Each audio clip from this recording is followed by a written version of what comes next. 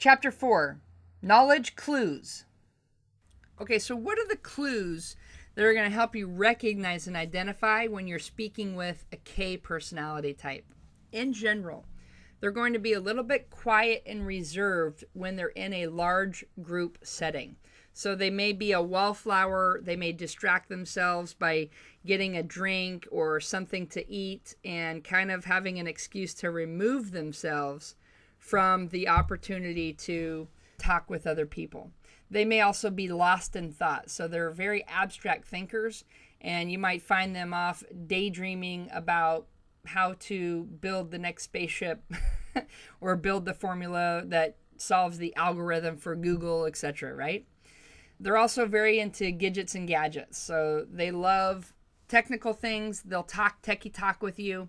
They'll look at their PDA devices, so their smartphones, their iPhones, their iPads, technology. You'll find them, if the projector's not correctly working, they're the first that are going to stand up to try to go fix the projector or the microphones and mixer boards. They're very inclined for that.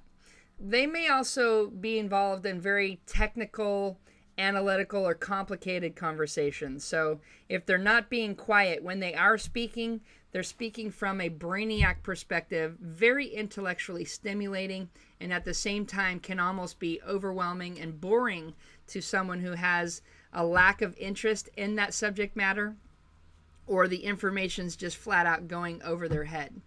They also love technical reading, so you'll see them reading magazines and things that promote the intellect, right? Computer magazines, technology magazines, things like that. They love to share expertise. So again, like the projector example, or things that require an analytical mind, getting a software program to work, they're very good at that. Their dress is fairly non-thought out, okay? They will most likely dress appropriately, but they're not going to be over the top. They're not going to be the most well taken care of grooming-wise, because sometimes they can get so abstract in their thoughts that they forgot to get a haircut. They forgot to make sure their clothes match patterns and designs and colors and things like that. Not in all cases, and it depends on what their next letter is in the bank program, right? But in general, they're not going to be the same as the A's, for example.